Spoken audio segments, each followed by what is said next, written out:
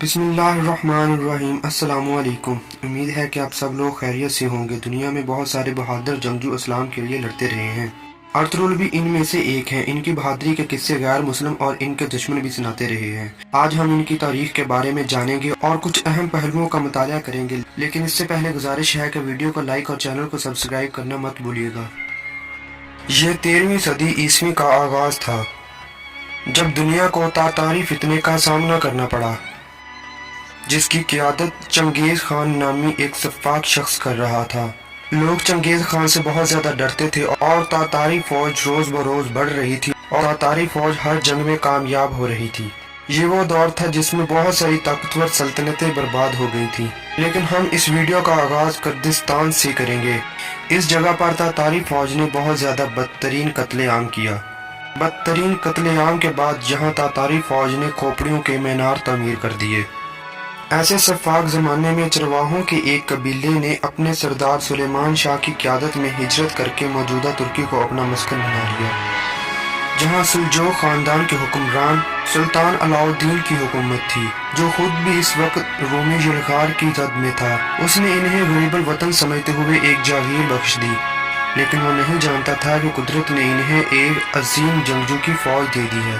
آپ کی پیدائش 1188 عیسوی میں ہوئی اور وفات 1281 عیسوی میں ہوئی۔ آپ کے 3 بیٹے تھے، ان میں ان کے بیٹے عثمان غازی نے 1291 میں خلافت قائم کی۔ خلافت عثمانیہ کا نام ان کے نام پر ہی رکھا گیا۔ آپ کی نسل سے آگے جا کے سلطان محمد فاتح رحمۃ اللہ علیہ بھی تھے، جنہوں نے 1453 میں قسطنطنیہ فتح کیا، اور اسی پہ حضور اکرم صلی اللہ علیہ وآلہ وسلم کی پیشن گوئی پوری ہوئی۔ ارطغرل غازی کا تعلق قائی قبیلے سے تھا اور آپ کے والد کا نام سلیمان شاہ تھا۔ آپ کا قبیلہ سب سے پہلے وسط ایشیا سے اناطولیہ آیا تھا، جہاں سلطان علاء الدین سلجوق سلطنت کے سلطان تھے۔ تب تاریخوں کے مطابق جب آپ 400 جنگجوؤں کے ساتھ اناطولیہ جا رہے تھے تو وہاں انہوں نے دیکھا کہ 2 فوجیں آپس میں لڑ رہی ہیں۔ ایک فوج بالکل جیت رہی تھی جبکہ دوسری فوج شکست کھانے کے بالکل قریب تھی۔ ارطغرل نے اس وقت شکست کھاتی ہوئی فوج کا ساتھ دینے کا فیصلہ کیا۔ ارطغرل کے حملے کے بعد جیتی ہوئی فوج شکست سے 2-4 ہو گئی اور جو فوج ہار رہی تھی وہ جیت گئی۔ اس طرح جنگ کا سارا منظر ہی تبدیل ہو گیا۔ جس کا ساتھ دینے کا ارطغرل نے فیصلہ کیا تھا وہ سلجوق سلطنت کی فوج تھی، جبکہ سامنے منگولوں کی فوج تھی۔ بعض مورخین یہ کہتے ہیں کہ یہ صلیبی فوج تھی۔ سلطان علاء الدین نے ارطغرل کی اس بہادری سے خوش ہو کر ساغور کا علاقہ جاگیر کے طور پر ارطغرل کو دے دیا اور اپنا سردار اعلیٰ ان کو منتخب کر لیا۔ وہاں ارطغرل نے صلیبیوں کے ایک قلعے کو فتح کیا جو حلب کے بالکل قریب تھا۔ اس کے بعد منگولوں کی یلغار قریب ہوئی تو ارطغرل نے انہیں بھی شکست سے 2-4 کر دیا۔ یہاں ارطغرل نے نیان کو شکست دی۔ نیان اوکتائی خان کا رائٹ ہینڈ تھا اور اوگائی خان چنگیز خان کا بیٹا تھا۔ 1298 عیسوی میں ہلاکو خان نے خلافت بغدادیہ پر حملہ کر کے اس کو تہس نہس کر دیا، جس کی وجہ سے عالم اسلام کی مرکزیت ختم ہو گئی۔ اسی سال ارطغرل کے گھر میں عثمان کی شکل میں اللہ تعالیٰ نے ایک نئی روح بھیجی۔ اس نے اپنی آبائی عمر میں ہی مسلمانوں کے زوال کو بھانپ لیا تھا۔ اس نے یہ سمجھ لیا تھا کہ سلطنت سلجوق اب بہت کمزور ہو چکی ہے۔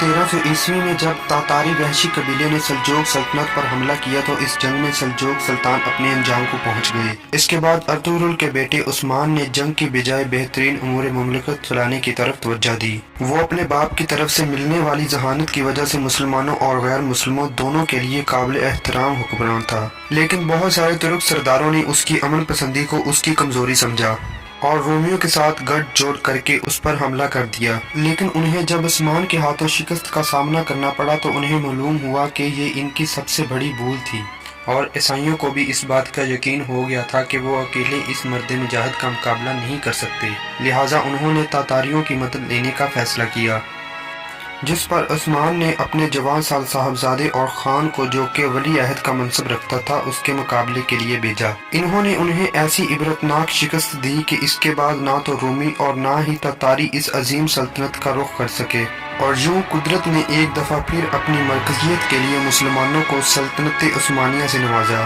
جس کا پرچم 600 سال تک اسلامی عظمت کے لیے لہراتا رہا۔